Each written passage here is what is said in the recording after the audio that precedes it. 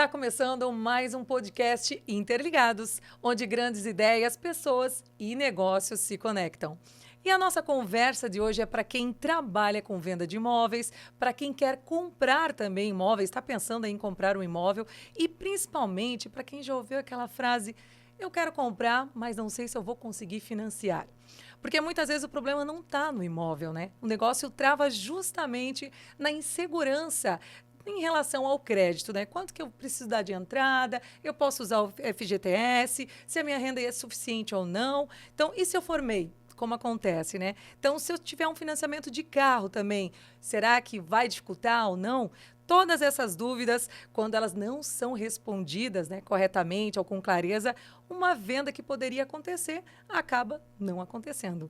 E para nos ajudar a entender esse universo, né, e principalmente transformar essas dúvidas aí em oportunidades, hoje a gente recebe aqui o Tiago Willeman, que é proprietário da TW Crédito Imobiliário, engenheiro formado pelo UDESC, foi diretor da ACCA e é especialista em crédito imobiliário. E juntamente também aqui está a Ruana Gesser, que é coordenadora comercial da casa. Sejam bem-vindos. Obrigada. Obrigado. Então, para a gente começar aqui, até para a gente conhecer um pouquinho, né, sobre você, Tiago, conte um pouco da sua trajetória, né, como que surgiu toda a sua atuação no crédito imobiliário. Então tá, boa tarde, obrigado pelo convite. A minha história começou lá atrás, quando eu era criança ainda. Minha mãe trabalhou muitos anos na Caixa, ela foi gerente de habitação por mais de 20 anos. Então eu vivi nas agências da Caixa. E aí, depois de sair da Caixa, ela abriu uma empresa correspondente da Caixa, que é a AMAN, né? A AMAN ainda atua em Joinville desde 2009. E quando ela começou a empresa, ela me convidou para participar da empresa e eu fui junto com ela, né? Estava fazendo engenharia naquela época e comecei a gostar de crédito imobiliário. Participei de alguns feirões, em 2010 teve o feirão da Caixa e aí eu me apaixonei. Me apaixonei por crédito imobiliário, daí comecei a aprender cada vez mais, estudar. E em 2017 eu abri a TW. A TW é um correspondente bancário que fica com sede aqui em Joinville e que atua com vários bancos, né? Então, acabei me desligando da MAN, que ela continua ainda exercendo a função de correspondente da Caixa, mas atualmente atuo na TW desde 2017. E aqui, até para a gente entender um pouquinho, né, a gente falou das dúvidas, por que esse financiamento ainda gera tanta insegurança, não só para os compradores, mas também para os corretores, né?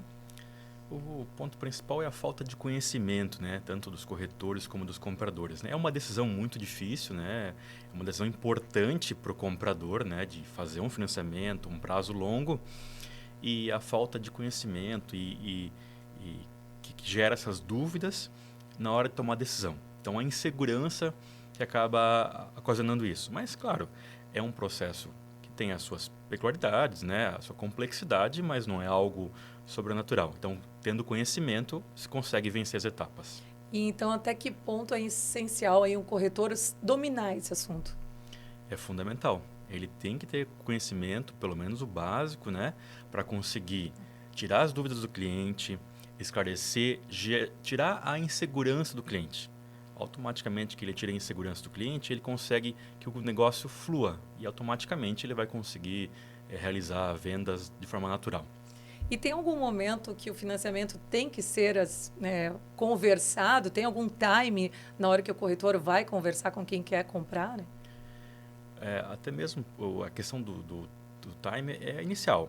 A etapa inicial é a etapa que a gente chama de qualificação inicial do proponente, onde o corretor ele vai avaliar a condição financeira do cliente. No momento que ele consegue entender a necessidade desse cliente e entender qual que é a condição desse cliente de crédito, de enquadramento, ele consegue ser muito mais assertivo e eficiente em atendimento a esse cliente. Então, ele consegue otimizar o tempo, tanto do cliente como o dele, e conseguir viabilizar uma venda muito mais fácil. É aquele negócio, não é qual imóvel você quer comprar, mas quanto você pode comprar, né? Mais ou menos nessa questão, acho que daí ele acerta em cheio, né? Que tu quer dizer, Isso né? mesmo. E, claro, agora que a gente entendeu um pouquinho, né, que esse tema é muito importante, inclusive, a gente vai derrubar alguns mitos aqui, então, Tiago. Porque quando a gente ouve falar de crédito imobiliário, grande parte das dúvidas, inclusive, nasce dessas informações incompletas, né, que muitas vezes não é explicado ou desatualizadas também. Então, existem essas dúvidas e também umas incertezas sobre o assunto. Por isso, a gente queria que hoje tu ajudasse a gente, né, para desmistificar algumas coisas, alguns mitos, começando, inclusive, sobre um percentual de compra. Que muita gente fala que é preciso 50% de entrada. É mesmo isso? Há situações diferentes? Como que funciona? Não, isso é mito. Atualmente, a grande maioria dos bancos trabalha com 80% de financiamento e 20% de entrada. Algumas exceções, a gente consegue até 90% de valor de financiamento. Tá? E o importante é que esse valor de 20%, 10%, 30% é negociado direto com o incorporador, com a construtora, né, ou com o vendedor. Então, é possível fazer um fluxo de pagamento, um acerto para que consiga diminuir, no caso, esse valor da entrada ali junto com a consultora, né, e o incorporador. Então, esse 50% nunca foi. E por que existe, talvez, essa diferença, né, da pessoa de percentual de algum caso para outro? Existe, claro, a condição do imóvel, né? Alguns casos que enquadramento, né? As modalidades que os bancos praticam, os bancos têm modalidades com recurso do FGTS, têm modalidades com recurso da poupança, né? A questão também do cliente, né? Se ele tiver condição de conseguir chegar nos 80% ou 90%, né? Ele interfere alguns fatores como score, renda, né? Então esses são por isso que a gente tem que fazer uma análise. Então, o corretor tendo esse conhecimento, ele, claro, pode procurar um correspondente, uma empresa especializada que consiga avaliar isso, mas ele tendo esse conhecimento, ele consegue direcionar o cliente para o melhor imóvel, né?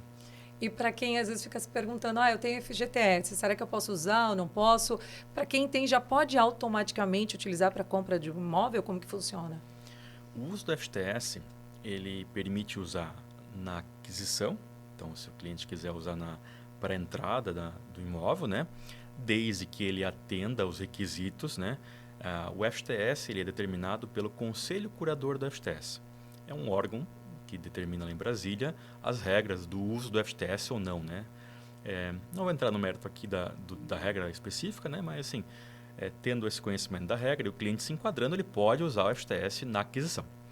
Ele também pode usar depois para amortizar o valor da parcela ou reduzir o saldo devedor. Então é um ponto importante. Quem tem FGTS, lá na frente, quando tiver o financiamento em andamento, ele consegue usar também para fazer essas amortizações. Então é importante também ele saber esses principais requisitos antes de usar também o FGTS, né? Uhum. E agora eu quero saber também, tem gente que fala, mas eu tenho um nome limpo, né? Isso já garante a aprovação? O que reprova um financiamento mesmo? A pesquisa cadastral, ter o nome limpo, não garante a aprovação de crédito, tá? Porque o banco, além da pesquisa cadastral, ele analisa outros fatores. Ele analisa comprometimento de renda, então se o cliente tiver um comprometimento muito alto de financiamento, empréstimo, cartão de crédito, pode interferir na aprovação do crédito e reprovar, né? Outro ponto que também interfere é a comprovação de renda, né? Então, se um cliente tiver não conseguir comprovar a renda formal que ele tem, né, que ele tem documento, pode dificultar.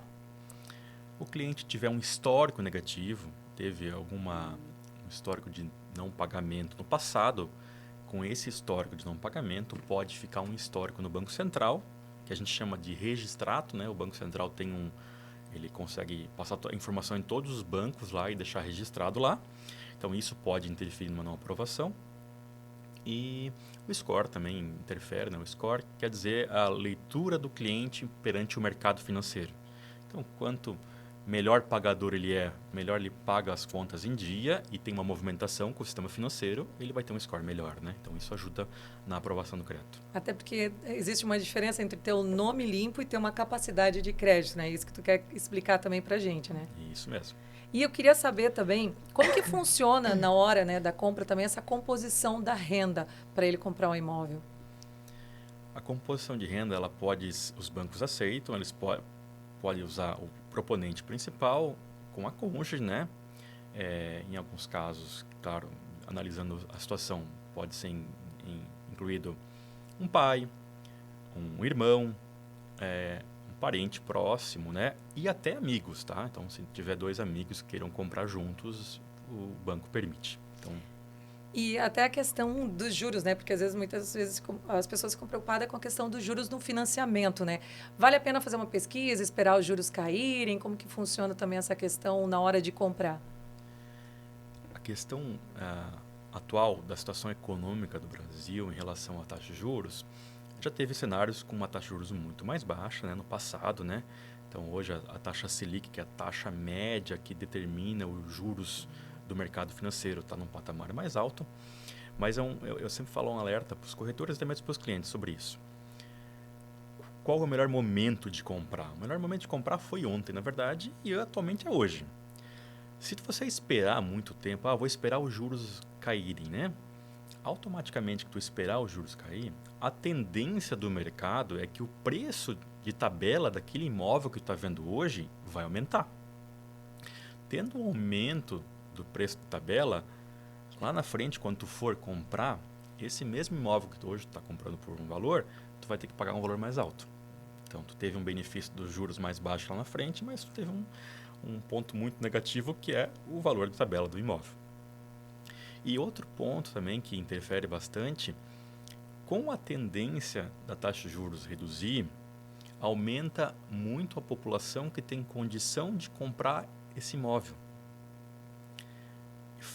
A tendência desse imóvel é aumentar de valor com um maior número de pessoas com capacidade de comprar esse imóvel. É a lei da oferta e da procura.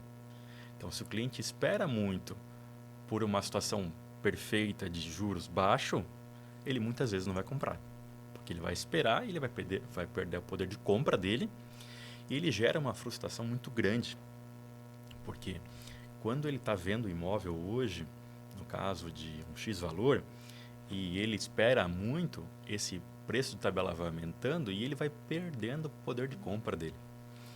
Então, a parcela encaixou dentro da condição, está dentro do orçamento, o crédito aprovou, segue o processo, tenta seguir com a compra, porque é o melhor caminho, tá? Existem mecanismos, né, que a portabilidade é um caso dele, né, que pode ser feito, ou até mesmo lá na frente, quando tu contrata um financiamento, pode renegociar esse contrato com o próprio banco que tu financiou. Se a situação econômica mudar, a taxa Selic baixar, tu pode ir lá, no mesmo banco, e solicitar uma redução de taxa de juros. Até para o pessoal entender um pouquinho mais, explica para a gente como que funciona essa portabilidade. A portabilidade é um direito que foi estabelecido pelo Banco Central em 2013, tá? Onde um banco transfere a dívida para o outro. Tá? Então, tu fez um financiamento em tal data com o banco X, esse banco te ofereceu uma taxa de juros, né? E com o tempo, o banco Y lá, depois de um período, consegue te oferecer uma taxa de juros mais baixa. Então, um banco vai pagar a dívida do outro e tu vai transferir esse financiamento para o outro banco. Automaticamente, tu vai ter uma redução ou de juros, ou de parcela, ou de seguro, né? Uma possibilidade também que existe numa portabilidade. E é justamente sabendo de tudo isso, né, um corretor estando mais preparado, que ele tira um pouco da insegurança do cliente, né? Então é muito importante.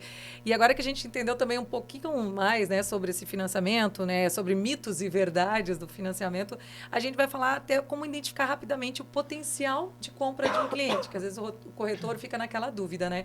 Então é para saber justamente de um bom atendimento, como a gente já falou até no início, né, o corretor tem que entender a realidade, né? Até como a gente falou, ele precisa primeiro saber o que ele tem para gastar em tal imóvel, ao invés de já querer, né, vender o imóvel. Então, ele tem que entender essa realidade financeira do comprador e, para fazer isso, é claro, precisa saber investigar e saber quais perguntas fazer. Aí que vem a dúvida de muita gente, né? Então, Tiago, a gente queria saber pelo menos 5 perguntas obrigatórias que todo corretor deveria fazer na primeira conversa, né? Chegou no cliente para entender um pouco a saúde financeira do comprador. Então, a primeira conversa, né, não é uma questão de ter receio, muitas vezes, do comprador, né, de o comprador não querer ser. Tu entender o cliente, tu vai conseguir ser muito mais assertivo na escolha do imóvel, né? Então, o que a gente chama é a qualificação inicial, né? A primeira pergunta, tentar entender a forma de pagamento desse cliente. Então, vai ser feito pagamento através de financiamento, vai ser à vista, vai ter uma permuta, né? No caso, né, se for possível, né? Primeira pergunta, né? A segunda pergunta, desse pagamento, depois desse pagamento, vamos lá, focar no financiamento. Vai ser feito através de financiamento? Esse cliente, ele tem pretensão de qual valor de imóvel, qual valor de entrada ele tem disponível, ele tem liquidez nessa entrada, ele tem esse dinheiro disponível agora, vai receber daqui a um período. Diante dessa situação, dessa resposta, o corretor consegue avaliar para qual imóvel é melhor para o cliente e encaixar o melhor imóvel, né? O terceiro ponto, que depois de alinhado os dois primeiros, é definir a questão do financiamento. Perguntar mesmo para o cliente, tem um financiamento aprovado? Foi feita alguma simulação? Se caso não tenha feito alguma simulação, oferecer uma simulação para o cliente, né? Vamos fazer uma simulação, vamos tentar avaliar o melhor banco, melhor condição de enquadramento, de parcela, para que o cliente tenha noção do que ele está prospectando, né? Ele tendo essa noção de qual é o potencial, até mesmo tu consegue oferecer uma condição, né, assertiva para o cliente, ele vai ficar mais contente com essa opção, né? A outra pergunta que o cliente é bom entender, né? Entender um pouquinho também da questão da renda, né? Por mais que seja uma questão muitas vezes pessoal do cliente, né? Se ele tem renda formal, se ele não tem, como ele vai comprovar essa renda, né? Porque diante dessas perguntas, tu consegue direcionar o cliente para o banco X, para o banco Y, né? Por isso que também é importante o correspondente bancário estar muito junto com o corretor nessas perguntas iniciais, e quando ele tiver dúvida, o correspondente conseguir auxiliar para que dessa análise de potencial do cliente consiga ser feita. E depois dessa análise de qualificação do cliente, a quinta pergunta que eu deixo seria passar para o cliente se ele tem condição mesmo da documentação, se ele tem ciência da documentação, se ele não tiver já, fazer uma explanação sobre isso, né? Se ele tem um valor reservado, se vai precisar financiar ou não. Tirando essas dúvidas, esclarecendo esses pontos iniciais, a venda em si vai ser muito mais assertiva, porque tu vai conseguir deixar mais claro para o cliente as informações, vai conseguir focar principalmente numa visita assertiva, de conseguir ir lá visitar um imóvel que se encaixa no perfil do cliente e não ficar correndo que nem um desesperado atrás do cliente em um monte de imóveis que na verdade o cliente não tem nem potencial e não vai atender o cliente, né? Eu até queria saber, estava falando ali de como comprovar se é formal ou não, né? Como que é possível comprovar a renda sem holerite para aprovar um financiamento? Então, o Lerite, claro, o Lerite é a folha de pagamento normal que qualquer trabalhador pode usar, né? Mas além disso, tem vários outros documentos que podem ser usados. O documento principal que os bancos aceitam é a declaração de imposto de renda na pessoa física. A declaração é enviada para a Receita Federal todo ano, né? Normalmente é de março a junho que é feito o envio da declaração. Esse documento os bancos aceitam. Mas além disso, os bancos aceitam DECORE. DECORE é um documento que o contador emite, né, junto ao Conselho Regional de Contabilidade. Tem outros documentos também que podem ser aceitos. Extrato bancário, tá? É possível também, tá? Extrato bancário da pessoa física, em alguns casos da pessoa jurídica. Contrato de prestação de serviço, contrato de aluguel.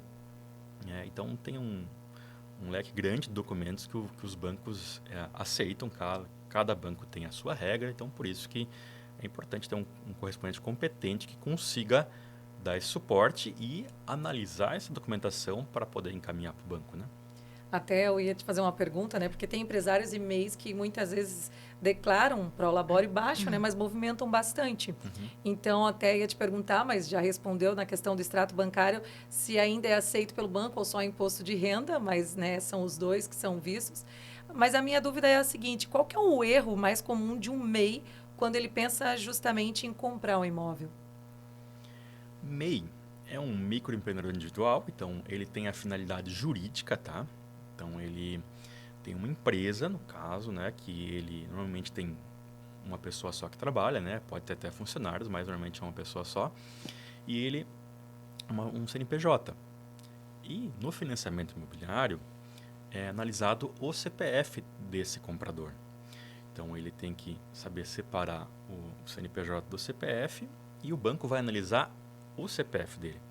Então, se porventura ele tem um MEI, eu aconselho procurar um contador para poder emitir as notas fiscais ou prestação de serviço que ele fez, né, nos últimos meses, né, para que quando gere o imposto de renda, tá, ele consiga enviar para a Receita Federal o imposto de renda com a renda o mais assertiva possível, para que ele tenha um documento formal de comprovação. Automaticamente que ele tem esse documento, ele aumenta as chances de conseguir essa aprovação. E tendo também relacionamento com os bancos, então o MEI abriu a empresa, começou a movimentar, está faturando lá, é bom ele abrir uma conta corrente num banco, conseguir movimentar na pessoa física também junto com a pessoa jurídica e consiga criar um relacionamento com o banco e conseguir um histórico de mercado, que a gente chama. O banco, conhecendo o cliente, aumenta muito a chance de conseguir uma aprovação de crédito. Tá aí, a gente quer falar, inclusive agora também, sobre os vilões, né? Que a gente pensa muitas vezes, né? É o cartão de crédito, o financiamento de carro ou consignados. O quanto dessas pendências podem diminuir, né? Que falou de aumentar muito agora, mas quanto que isso pode diminuir a capacidade de financiamento do comprador? Os bancos, por geral, eles trabalham com comprometimento de 30% da renda bruta. Tá? Então, 30% é feita uma análise pela capacidade, claro, a renda do cliente que ele apresentou, né? E, consequentemente, que ele tem um comprometimento, um carro financiado, um cartão de crédito muito alto, um empréstimo, pode ir diminuindo essa margem dos 30%. E, automaticamente, o banco vai liberar um financiamento menor para esse comprador, né? Essa análise de quanto vai interferir, a gente sempre aconselha fazer uma análise de crédito. Analisar junto com o corretor, com o correspondente, para que seja feita essa análise no próprio sistema do banco para verificar a possibilidade de aprovação ou não. Tá? Entendendo que o comprometimento desse cliente está muito alto, fazer análise e parâmetros desse comprometimento. Se ele tem um carro, verificar se tem a possibilidade de quitar, de vender, para que no futuro próximo ele consiga comprar outro carro, né? Até mesmo através de financiamento, mas que essa análise seja feita com um retorno da análise de crédito da capacidade de pagamento, verificar até que ponto que o cliente consegue interferir e mexer na questão da capacidade. Fez um empréstimo, tentar quitar. Não é, a questão principal não é eu sou obrigado a quitar, não. O ponto é conseguir analisar a situação de cada cliente e tomar a decisão depois junto com um especialista para ver qual caminho a ser tomado. Inclusive, queria perguntar um pouco para a Ruana Gesser aqui, que é coordenadora, né, comercial da casa, com relação a esses fatos, né? Se em algum momento vocês já encontraram, assim, infelizmente, de algum negócio não fechar com um cliente por falta dessa informação muitas vezes. Porque às vezes chega, não, eu tenho dinheiro para fazer o financiamento, mas esquece também do que tem que pagar de imposto ou coisas assim, né? Ou até não tem muito entendimento, se é mês, se tem condição ou não. Como que é esse caso no dia a dia para vocês? Perfeito. É bem comum, na verdade, infelizmente, né? A gente gostaria que acontecesse menos, mas acontece bastante. Acontece muito, principalmente, quando um cliente compra um imóvel na planta, por exemplo, que está na fazenda de obras. E aí, lá no final, quando a obra estiver pronta, que ele vai financiar. E, às vezes, nesse período, ele acaba financiando um veículo, ele acaba, às vezes, perdendo o emprego, indo para outra empresa. Então, o que ele tinha no momento que ele comprou acabou mudando, né? E não foi bem orientado a ter esse cuidado nesse período. Então, de chegar lá na frente, às vezes, o potencial de financiamento reduzir, né? No dia a dia, assim, para os imóveis que já estão prontos, Aí já é um pouquinho diferente, porque a gente já faz esse processo, né, que o Thiago comentou, de já analisar o crédito, antes mesmo do cliente fechar a compra, a gente já ter, né, a informação e poder orientar ele, que ele tem que ter toda essa documentação, o valor, né, para poder fazer a escritura, porque a venda, ela não acontece, ela não fecha ali no momento que o cliente comprou, assinou com a construtora. Na verdade, a venda finaliza quando ele escriturou, registrou, tá tudo no nome dele, o financiamento do banco tá certo, ali sim que pode-se dizer que a venda finaliza, né? Então, ainda falta muito essa orientação. Hoje a gente tem algumas formas, né, para que aconteça menos e o cliente já tenha a orientação logo no fechamento. E quero aproveitar já para parabenizar o Thiago, porque o Thiago já fez 2 processos pessoais meus, né? Meu segundo apartamento, na verdade, ele fez o processo. Na época eu era MEI, então deu tudo certo, fiz o que ele falou ali certinho. E agora, recente, eu fiz da minha casa, ele fez também. Então, ter esse suporte, né, alguém profissional, ágil, que dá a resposta, isso facilita muito para quem está comprando também se sentir mais seguro, né? Então, ter um bom correspondente faz toda a diferença. Por isso que, como a gente já falou desde o início, o corretor também ter esse conhecimento é muito importante do que só querer vender, vender. Às vezes a pessoa quer fazer uma boa venda, mas acaba se complicando por não conhecer, né? Exato. Agora eu queria trazer também a questão aqui, Thiago, das principais diferenças operacionais, né, entre o financiamento de imóveis populares e também as linhas tradicionais de crédito. Então, existem 2 formas de recurso, né? As principais formas de recurso do sistema financeiro. A origem do recurso oriunda do FGTS, né? Tem as modalidades que é o FAR, que é um fundo de amparo residencial, que é mais popular, né? E o principal recurso que vem do FGTS é para o Minha Casa Minha Vida. Tá? É um programa do governo que foi criado lá atrás, que usa recurso do FGTS para poder fomentar a construção civil, né? Tem limitações de renda, né? Conforme enquadramento de taxa de juros. Então, a grande vantagem é a taxa de juros mais baixa nessas modalidades, né? De acordo com o enquadramento de cada cliente. Tem também a possibilidade de subsídios, né? O cliente ganha um subsídio para poder ajudar na entrada do financiamento, né? Da compra do imóvel, né? E com isso facilita, tá?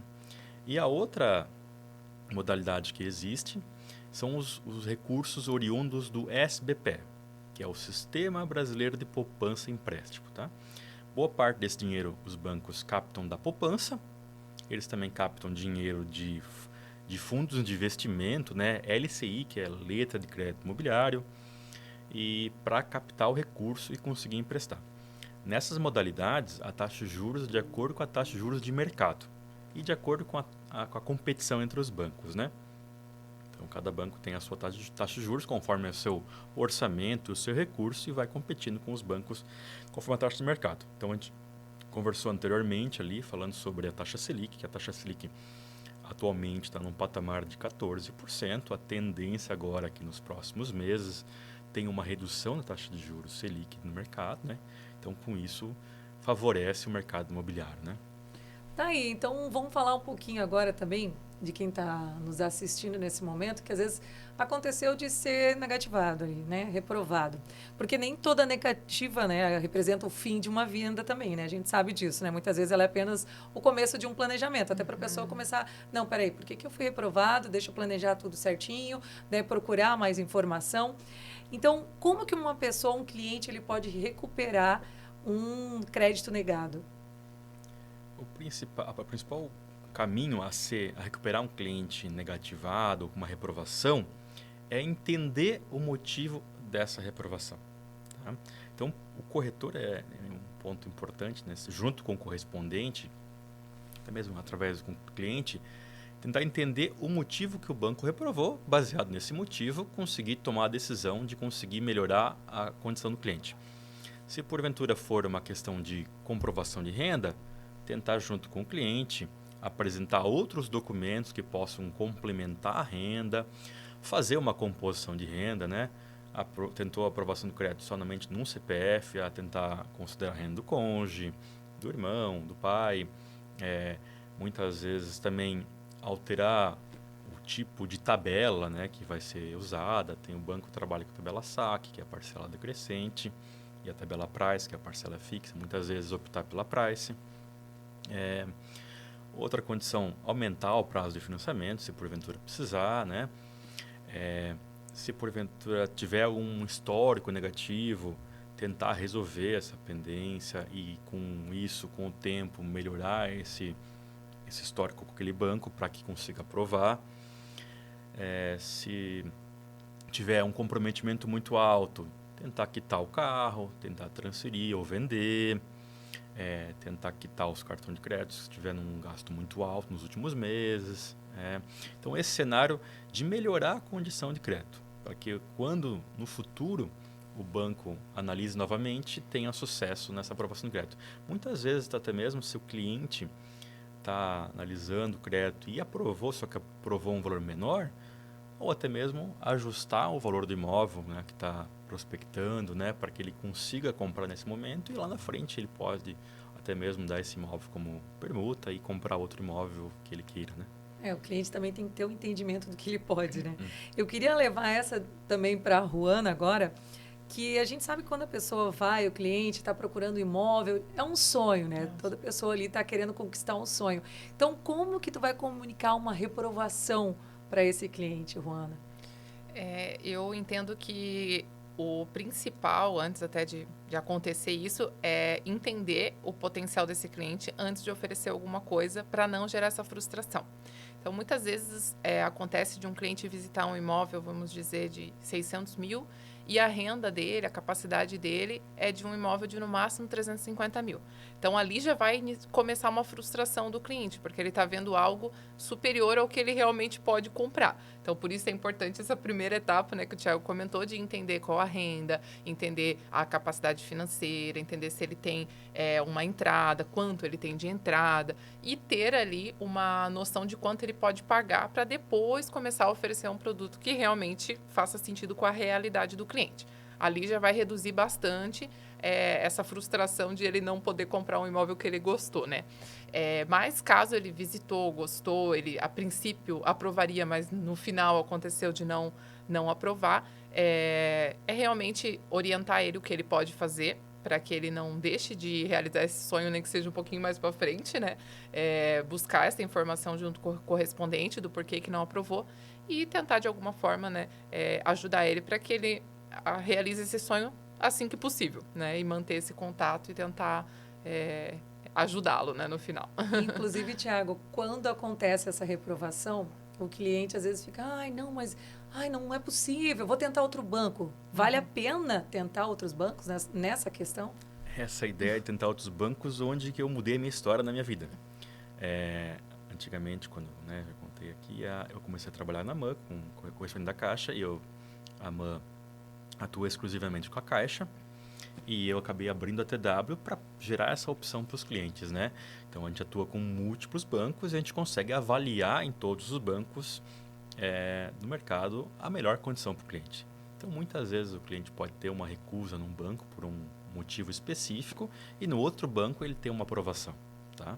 Então, esse entendimento e conseguir passar essa informação para o cliente é importante num processo de compra, né? E ele conseguir essa resposta positiva que viabilize o negócio, né? E também a questão da análise, né? De analisar o cenário da melhor condição para esse cliente, né? Então, essa é a nossa função principal do correspondente.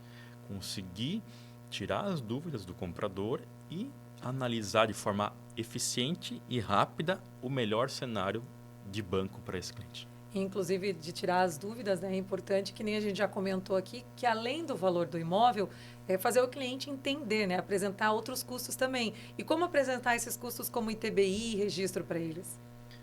O ITBI e o registro são custos obrigatórios por lei, né? Não tem como deixar de avisar o cliente. Eu aconselho sempre passar na etapa inicial já do cliente. Mostrar para ele que esse custo que ele vai ter está dentro do custo de investimento que ele vai ter do imóvel, né? Até mesmo para tornar esse imóvel legalizado e escriturado no nome dele e ter essa segurança jurídica para o futuro.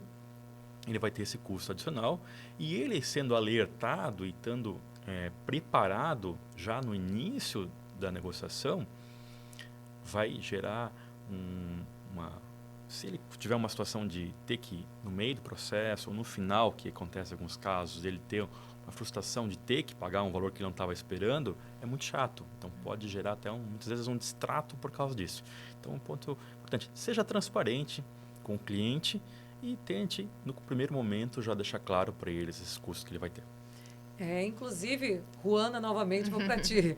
Eu quero saber quais os erros que o corretor ele deve evitar numa mesa de negociação. Acho que os erros principais é realmente mostrar para o cliente o que ele pode comprar, né? O primeiro, que é o que a gente vem falando já, identificar o que aquele cliente tem potencial e oferecer o produto certo. Deixar de passar todas as informações o mais claro possível. Às vezes, como no nosso dia a dia é muito comum a gente trabalhar com isso, a gente acha que todo mundo entende sobre o assunto. Só que o cliente pode ser o primeiro imóvel, ou às vezes não é o primeiro, só que no outro ele teve um processo diferente. Então, esclarecer como se ele estivesse falando com alguém 100% leigo mesmo, cada um dos pontos. Vai usar o FGTS. Então, ele já entende que está tudo certo, mas ele não sabe se às vezes ele se enquadra no uso do FGTS. Ele quer dar uma entrada de 100 mil, mas dentro desses 100 mil, não quer deixar um valor já para documentação? Esse percentual de documentação, quanto que vai dar mais ou menos? Então, ou às vezes gerar uma expectativa muito baixa e no final dá mais do que ele estava esperando. Então, ser o mais claro possível, tentar passar o mais real, ou se for o caso, um pouquinho acima, melhor que dê menos do que no final dê mais. E sendo transparente, né, tirando as dúvidas, o cliente provavelmente vai fazer um processo onde ele vai se sentir confortável e não vai ter problemas. E até se tem mais dúvidas, é sempre importante, né, pelo menos em qualquer parte da vida, ter um especialista, né, para tirar dúvidas e tudo mais. Inclusive, chama o Thiago. Exatamente. Mas isso é importante até para construir soluções mais seguras, né? Tanto com o cliente, o corretor, né, e aumentar as chances de fechamento também. Exato. Então, para encerrar, a gente vai olhar agora para o mercado de Joinville, Thiago, justamente sobre o futuro do crédito imobiliário, porque Joinville vive um momento importante, né? A gente sabe disso para o mercado imobiliário, especialmente aí no lançamento de muitos imóveis na planta. E aí vem muitas perguntas também com relação a imóveis na planta, né? Como funciona, primeiramente, o financiamento para imóveis na planta?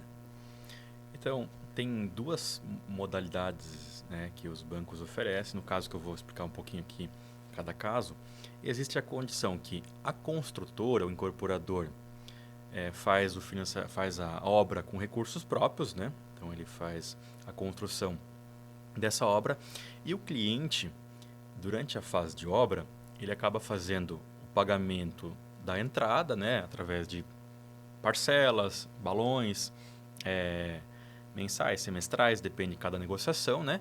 E o financiamento final vai acontecer lá na frente, quando a obra estiver pronta.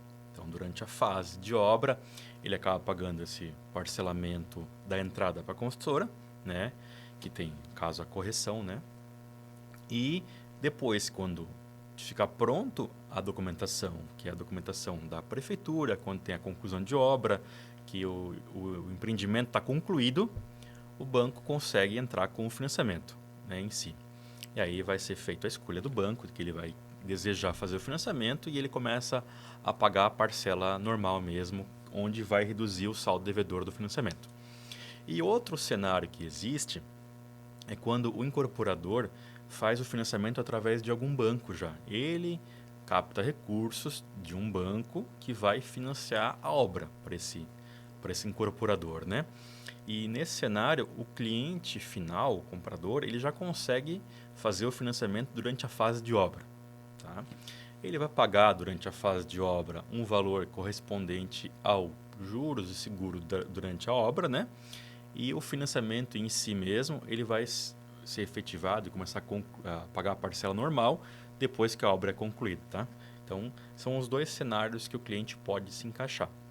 E aí também é importante do corretor saber entender qual empreendimento ele está oferecendo para esse cliente e até mesmo o momento de esse cliente entrar com o financiamento. Muitas vezes, se o cliente, ele naquele momento não tem a condição de crédito por não ter comprovação, por outros fatores, tentar achar um imóvel que seja uma entrega mais para frente, que ele consiga se preparar para que ele consiga o financiamento lá depois da obra concluída, né?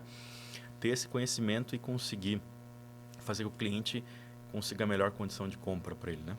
E tem fatores também, quando o cliente, né, faz essa negociação, que tem alguns que reclamam, mas eu estou pagando isso aqui é juros, o que, que é? E, na verdade, é um imposto sobre a construção. Como explicar o CUB, é isso, né? O CUB ao cliente. O CUB é o custo unitário básico, tá, da construção civil. É o que a gente chama que seria a inflação da construção civil. O custo do material, de acordo com o tempo, vai tendo reajustes, né? E a construtora, no momento que vai efetivando a obra, ela vai ter esse aumento desses custos durante a fase de obra.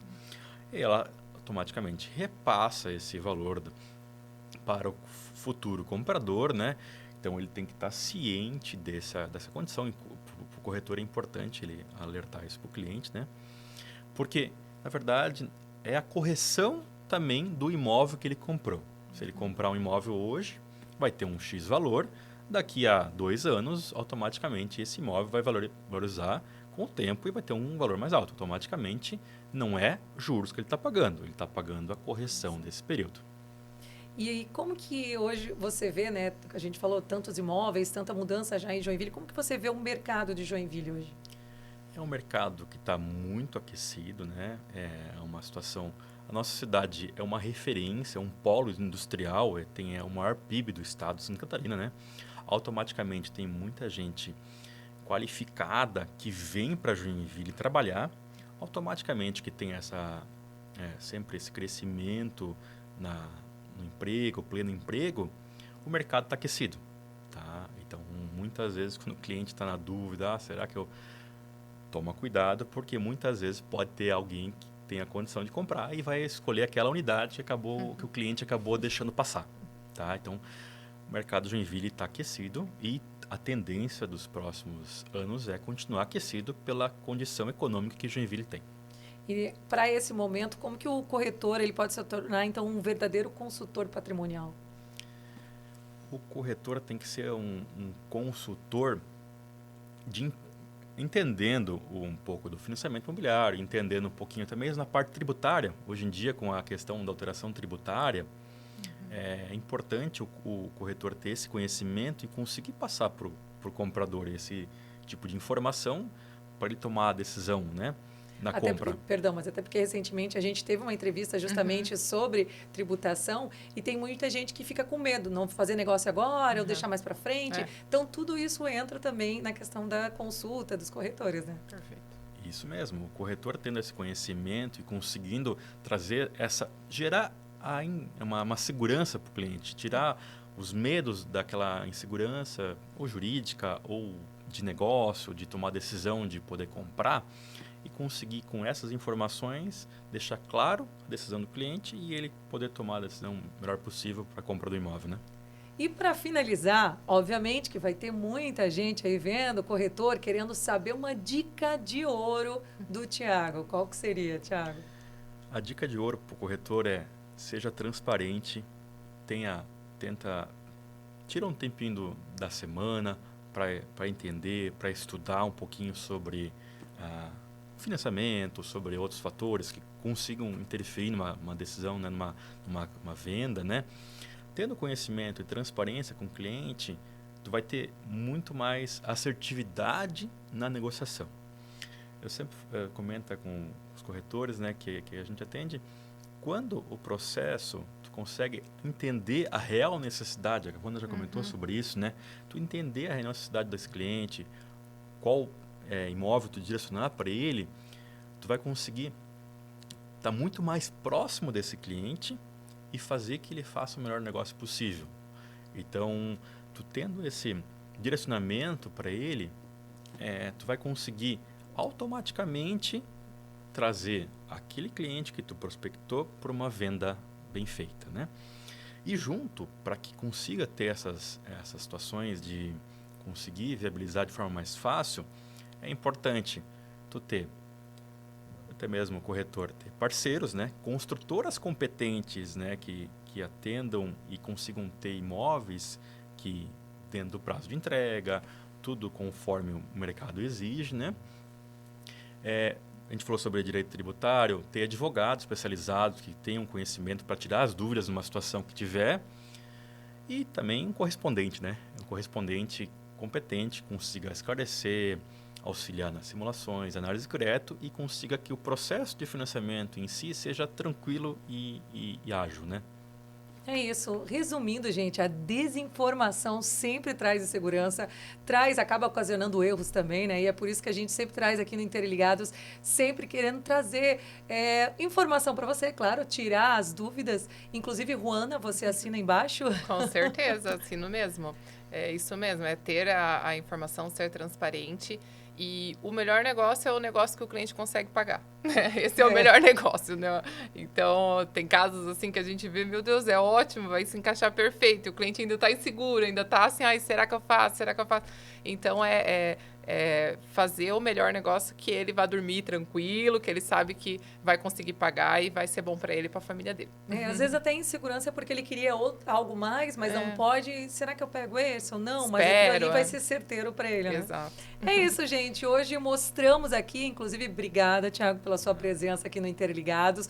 Ruana também aqui, né, ajudando a informar, né, a tirar um pouco da desinformação aí de muita gente, sabendo que é importante, né? Hoje a gente mostrou aí que entender de financiamento não significa ser especialista, né, Thiago? Não precisa ser especialista bancário, mas sim oferecer uma experiência mais segura para o seu cliente e consultiva também, né? E na casa, obviamente, né, vocês acreditam que conhecimento também faz parte de uma boa venda.